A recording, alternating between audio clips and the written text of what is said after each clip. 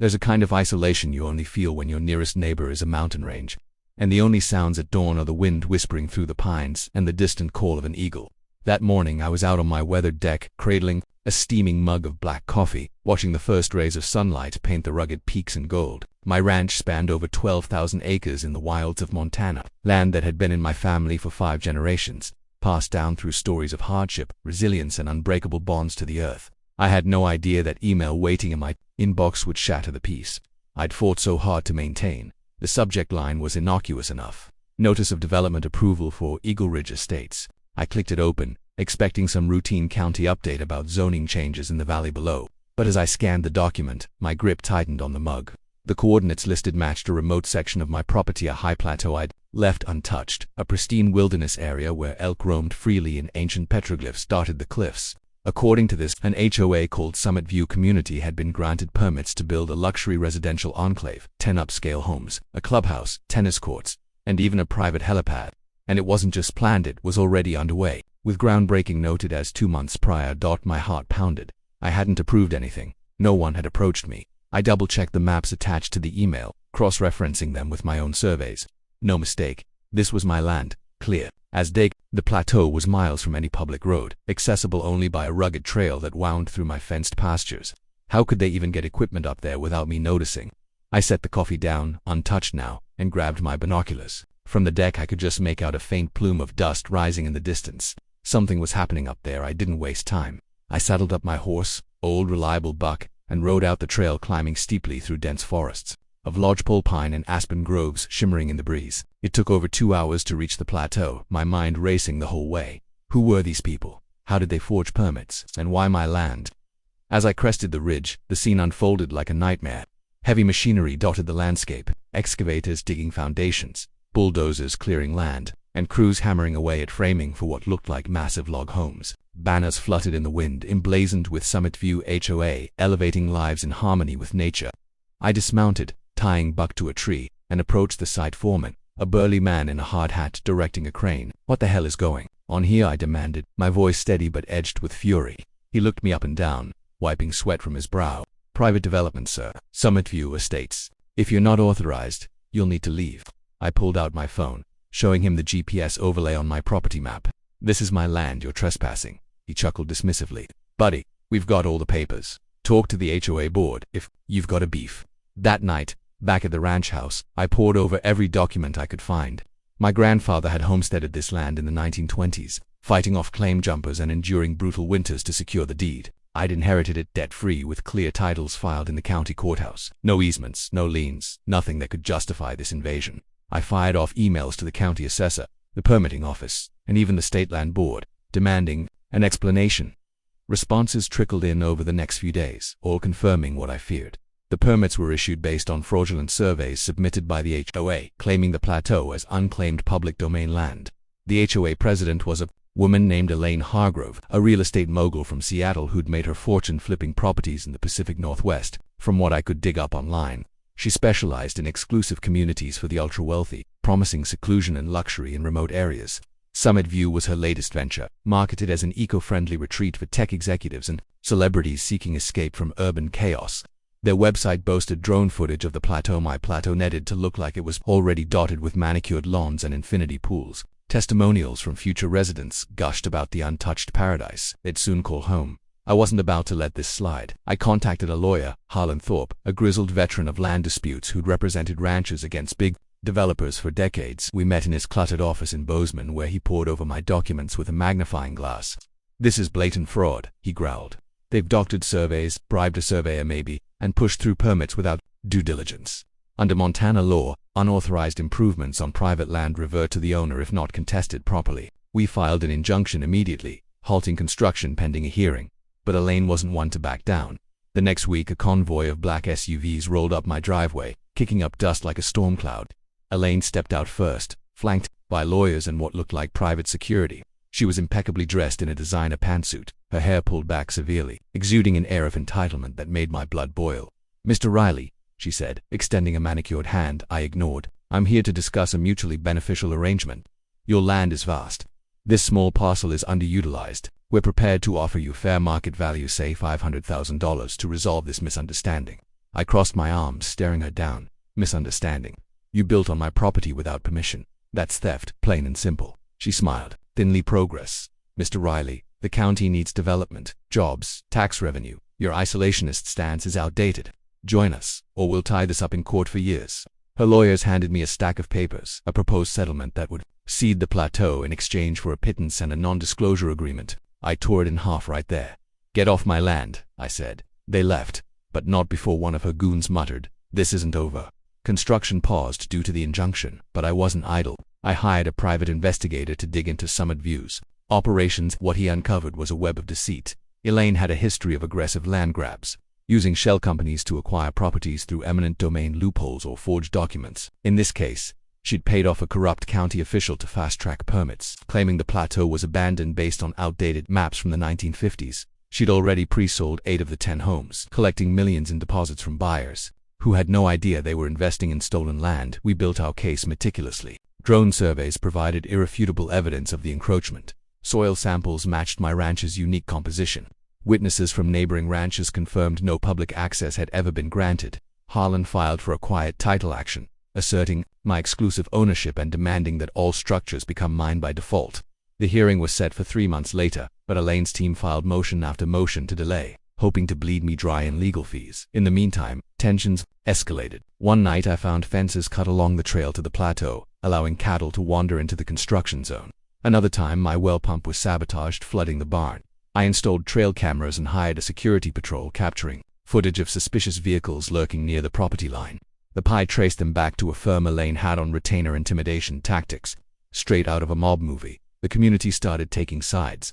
Local papers ran stories about the rancher versus developer showdown, painting me as a holdout against progress. Elaine held press conferences, decrying greedy landowners blocking affordable housing, though her homes started at $2 million each. Protesters showed up at my gate, chanting about jobs and growth, but I knew they were paid actors from her PR firm. My neighbors, fellow ranchers, rallied behind me, sharing their own tales of developer and As the court date approached, I took a solo ride up to the plateau. The half-built homes stood like skeletons against the sunset, concrete foundations cracking in the frost heaves, rebar rusting in the rain. It was a desecration of the land my ancestors had cherished. I sat by a campfire that night, staring at the stars, vowing to fight until the end. The trial was a spectacle. The courtroom in Helena was packed with reporters, locals, and even a film crew from a national news outlet. Harlan presented our evidence methodically. Maps, deeds, photos, expert testimonies. Elaine's lawyers countered with slick presentations about economic benefits and manifest destiny for modern times. But the judge, a no-nonsense woman with roots in ranching herself, wasn't swayed. "This court finds the development unauthorized and the permits invalid," she ruled. "All improvements revert to the plaintiff, Mr. Riley, with compensation for damages." Elaine's face twisted in rage as the gavel fell. Her empire crumbled overnight. Buyers demanded refunds, leading to a cascade of lawsuits. The corrupt official was indicted, and Elaine faced charges of fraud and conspiracy. I watched from afar as her assets were frozen, her reputation in tatters. With the plateau mine again, I faced a choice: demolish the eyesores or repurpose them. I chose the latter, transforming the site into Riley Wilderness Retreat, a sustainable ecolodge for nature enthusiasts. The homes became cabins for guided tours, emphasizing conservation over consumption. No HOA, no gates, just open land for those who respected it. Years later, as I sipped coffee on that same deck, watching eagles soar, I reflect on the battle. It wasn't just about land. It was about legacy, integrity, and standing firm against those who think money trumps right. The wind still whispers through the pines, but now it carries a story of victory. To expand to 8,000 words, let's add more details. Let's dive deeper into the family history. My great-great-grandfather, Patrick Riley, arrived in Montana in 1882, a young Irish immigrant fleeing the famine. He staked his claim under the Homestead Act, clearing land with nothing but an axe and sheer determination. Stories passed down spoke of blizzards that buried the cabin in snow, wolf packs circling the livestock, and disputes with native tribes over hunting grounds that were resolved with mutual respect rather than violence. Patrick married a local woman, Sarah, who brought knowledge of the land's herbs and seasons, helping the family thrive. My grandfather Tom took over in the 1940s, expanding the ranch during the post-war boom. He fought off oil companies in the 60s, refusing to lease for drilling, preserving the natural springs that fed the plateau. My father, Jack, inherited in the 80s, navigating droughts and market crashes, always prioritizing the land's health over profit. When he passed it to me 10 years ago, he made me promise to keep it intact, a legacy for future generations. With this HOA threat, That promise felt like a weight on my shoulders. After the initial confrontation with the foreman, I rode back home, Buck's hooves kicking up dust that matched my churning thoughts. I spent the evening in the old barn, surrounded by relics of the past. Patrick's rusted axe, Tom's leather saddle, Jack's dog-eared journal of ranch logs. I flipped through the journal, reading entries about boundary surveys from the 1990s, confirming the plateau was squarely within our deed. The next day I drove to the county courthouse, a quaint building, in the town of Big Sky. The clerk, an old friend named Mabel, pulled the files with a frown. "This doesn't add up, Luke," she said, using my first name. "The survey they submitted shows the boundaries shifted 500 yards west, but our records are clear." She printed copies for me, whispering about rumors of bribes in the permitting office back home. I set up a war room in the study, walls plastered with maps, timelines, and photos. I called old friends from the Montana Ranchers Association, who shared similar stories of developers encroaching on rangeland. One, Old Man Harlan, no relation to my lawyer, told me about a case in the 90s where an HOA tried to claim water rights from a creek on his property. "Fight 'em hard, boy," he said. "They think we're dinosaurs, but we're the backbone of this state." Harlan Thorpe, my lawyer, was a legend in these parts. At 68, with a mustache like a walrus and eyes that could stare down a grizzly, he had won cases against megacorps like mining companies and ski resorts. Our first strategy session lasted hours. "We need evidence," he said. "Get me aerial photos, witness statements, everything." I hired a drone operator from town, a young kid named Cody who flew his quadcopter over the plateau, capturing high-res images of the construction. The footage showed foundations poured, septic systems installed, and even a road graded across my pasture. Meanwhile, Elaine Hargrove's background came into focus. The Pi, a former cop named Vince, sent reports daily. Elaine had started in real estate during the dot-com boom, building gated communities in Washington. She had a trail of lawsuits, disgruntled buyers claiming shoddy construction, environmental violations for draining wetlands, and even a class action for discriminatory practices in homeowner selection. Summit View was her crown jewel, advertised in glossy magazines as the ultimate escape for the elite. Vince found bank records showing wire transfers to the county official, disguised as consulting fees. As weeks turned to months, the sabotage intensified. One morning I found poison bait scattered near the cattle troughs, arsenic-laced pellets that could kill a herd.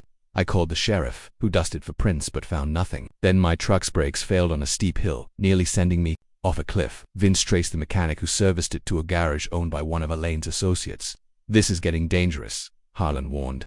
"We need to go public." I agreed, contacting a reporter from the Montana Free Press. The article ran front page: "Rancher battles HOA over stolen land." It detailed the fraud, the intimidation, and the threat to Montana's heritage.